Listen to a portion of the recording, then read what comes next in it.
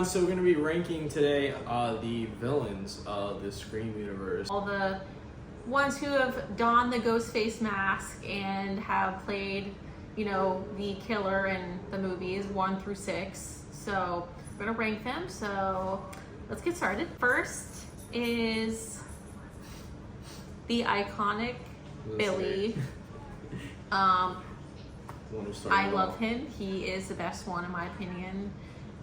He is the original with Stu, but I feel like it was mainly him. Yeah. Because Stu was like the goofy one, and Billy was like the manipulator. He was charming. He was Sydney's boyfriend.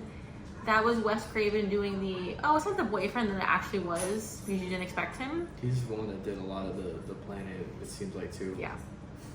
And I really liked at the very end when he did his whole speech with the pig's blood, but also when he was in the kitchen with Sydney and he explained his reason why, and it was, you know, not a great reason to want to kill her and all of her friends because of, you know, he felt annoyed because his dad and Sydney's mom sleeping together, had an affair, you know, whatever. Yeah. But like very evil, very charming at the same time, which is scary.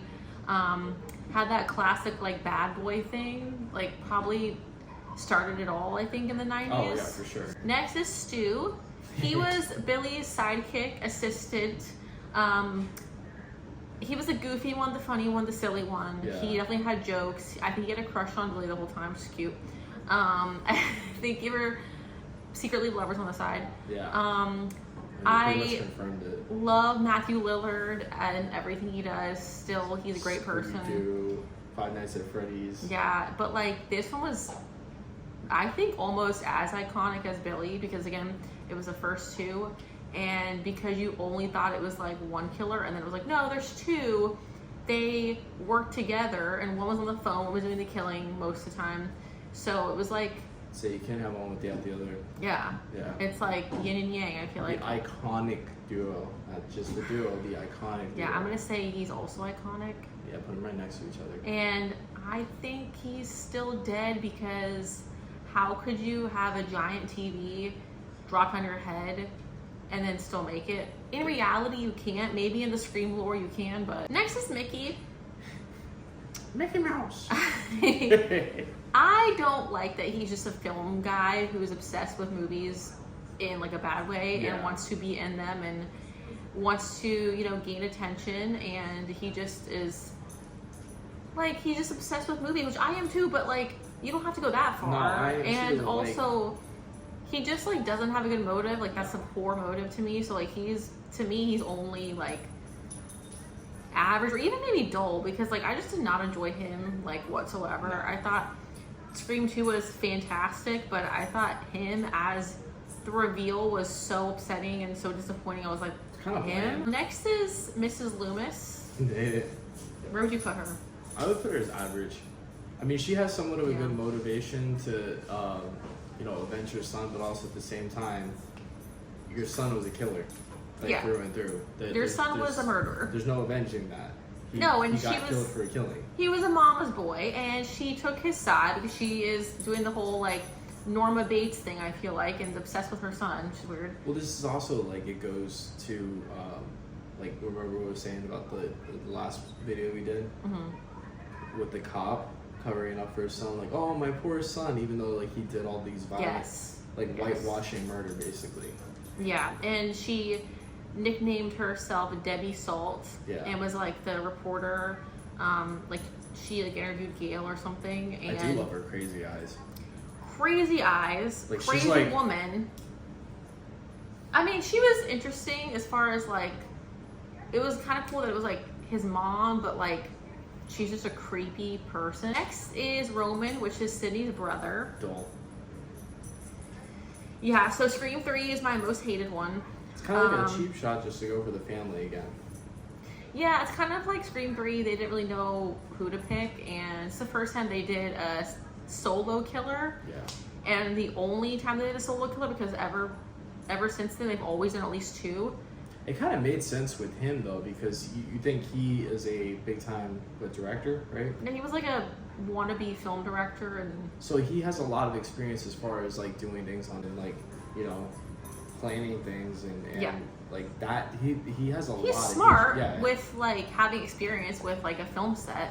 But like it's also one of the worst frames because like it's cool because they did that huge, and we talked about this in the last video. They did a huge set to mimic Woodsboro, but then like it kind of fell short because it's like the killer was like, I don't know. I think that Roman has also a poor motive with being jealous of Sydney's attention and jealous of like, well, I'm the brother, and wasn't he like a stepbrother or half brother or something? He's a stepbrother, but like he's the whole like premise of it is he's mad that Sydney got time with their mother and he did. Once again, jealousy. Also, that goes back to like Norman Bates mentality, obsessed with the mother. Yeah. Next is Jill.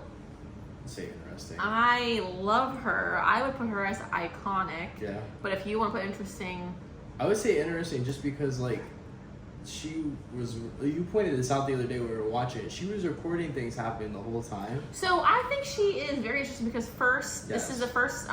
Besides Mrs. Loomis, the first female certified crazy psycho has a lot of issues, but like Emma Roberts playing her, I love because she plays crazy so well. She nailed it, and like that was the first time that I never expected her. Like I did not expect her once in this film, and that is a good film to me because some of these are like predictable, but she like wasn't. So I was genuinely surprised at that reveal. She takes the hood off, and I was like floored. My jaw dropped. I was like, "It's Jill? Like no way is it Jill? Like she's the niece of Sydney? Like no."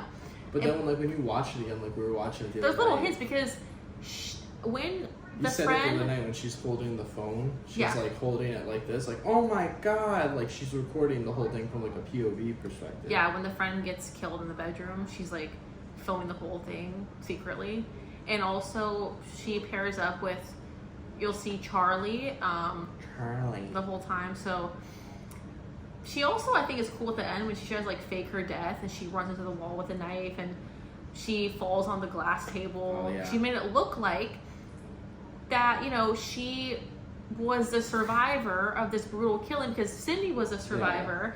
Yeah. And she wanted to repeat, like, well, if you're the survivor, you get a lot of attention, you get fame, you get fortune, you get a novel, and she wanted to be like her aunt. I will say one way she's iconic, the way that she died. Oh, with the at the hospital, Clear. What the hell do you mean clear? And then she gets shot backwards. That was funny as hell. Next is Charlie. Let's just get it over with. He's dull. Yeah. He is so dull. He's just obsessed with Kirby. He is obsessed with Kirby. He is the whiny boy that's like, I didn't get, you know, attention from her, so I'm gonna lash out and I'm going to, you know, get avenge on her because she didn't like me back and she didn't have a crush on me either, and like just whiny. I hate him. And he was like, even when he stabbed her in the stomach when she was on the chair, playing the whole like, you know, horror movie trivia, he was like, oh, well, you ignored me the whole time in school. Like you always toyed with me and, you know, like my emotions, and you know, you didn't like me back. And she was like, okay, you don't have to kill me. He was just nuts, and I hate him. I hate that character. It's another way of white men going the distance. Yes. Because how many... In the worst way possible. Of the, you know... How much violence in the world is by a white guy? But we're not going to get into that. 70%. Next is Richie. I would say iconic. I kind of think he is iconic because he's so similar to Billy. But he's the least one that you suspect, honestly. Because he is another boyfriend, but because the first movie did the boyfriend, you didn't think this was going to do the boyfriend, and this one did do the boyfriend trope of the boyfriend's the killer. But it's also a twist too, because I can't remember her name. We're going to get into it next. Yeah. But I like Richie because again, he has the flannel. I love that they do the like flannel thing. I think it's like so funny. But also he's Sam's boyfriend, and he just like, you don't expect him. So it was a surprise to me. I kind of like thought a little bit it was gonna be him, but like not fully. At the beginning, I did because I was like, okay. No, at the beginning I was like, oh, it's definitely him, and then like when you like, as the movie goes on, you're like, no, it's definitely not him. He loves Sam and he wants to take care of her. Like really got me because I was like, also okay. he kept watching those weird stab YouTube videos. He was eating pizza, and I was like, why is he not like sad or emotional? So like, looking back now that we've watched there were it, clues. Like, because it's like, okay, why he was getting ideas from the stab ideas, film. yeah. Also love Jack Quaid. I think he played amazing. He plays also crazy very well. This is Amber. I'm gonna put her as interesting. I don't like her. Because she killed Dewey. I know, but that's the only reason why she's interesting, because she literally killed one of the iconic trio. Like she killed Dewey, and that was so sad. And I know. Lift her up. How? She killed him front to back and said, it's an honor, and that broke me completely. I started sobbing in the theater. I knew one was gonna die, but like, it's just sad actually seeing it when he falls over in the hospital. She like makes fun of him after his death, which is so horrible. And she's just like a mean person, and I think she's like, I'm an outcast, I'm the goth girl, and had a weird thing with Richie, which was super strange. I love Mikey Madison because she was also played Psycho super well. I still want to know how the hell she lifted Dewey up in the. There's like, what does she bench? 6-inch Doc Martens. Next is the cop. Dull. Poor reason. Poor reason. You killed my son. Oh. He was Richie's dad, and he was a whiny baby. The actor, I don't think played that character well at all. I was just so like disappointed. That was definitely a cash grab. That yeah, role. because he's like famous actor. Yeah. Done a lot of like rom-coms and then just it didn't feel like films. he was fully committed to it. And no. Then, like when he read the script, he's like, I already signed up. It was very cheesy acting. Ethan also dull. The trio of dullness. Because it's the weird guy, the weird friend, the loner friend who, ironically, was, if you notice, when you watch it back, he was never in any of the scenes. Subway scene, you thought it was not him because he was on the subway. So when you're like, oh, maybe it's Ethan, it's like, well, Ethan's on the subway, and also Ghostface is, so like it's not Ethan. Well, there's 3 of them, so it's obviously the sister. This last one is the sister, Quinn. You're gonna say average? I'm gonna do average because I didn't expect her. Oh yeah, because doesn't she kind of play the ditzy I didn't expect her, and she is definitely not interesting or iconic, but she's a little above the cop and the brother to me. She again was Richie's sister. Pay respect to my brother. Let me also take part in these, this killing spree. She also faked her death too, right? Remember Yeah. That's the thing that the father did. He swapped out a body for hers. Yeah. He got to the crime scene first. He said I'm pretty sure also the brother fake killed her, which was very weird. She got shot in the head, and then Ethan died because Tara said, you're gonna die a virgin, and stuck a knife in his throat, and I said, iconic. Hope you enjoyed this. We talked a little bit more about why we love them, why we hate them, why we hate to love them, and why we love Scream in general. So I hope you guys enjoyed this. We definitely enjoy doing these rankings. It's something to explore a little bit more of the films, other than just talking about them, talking about the characters, their dynamics, what makes them on the surface and underneath the surface too. Yeah, like their motives, their backstory. Because I mean, I like it here, but I love a villain. Yeah, good villain with a good backstory. And I love Scream so much, so I think it's like my favorite horror franchise. And I just think every Ghostface has had a interesting story. Next week we're gonna do the Scream characters, just in all the films in general. Super excited to go continue with the Scream theme. Yeah. It's like definitely prime time, spooky season. It's Ghostface season. Yeah. So hope you guys enjoyed, and see you next week. Bye.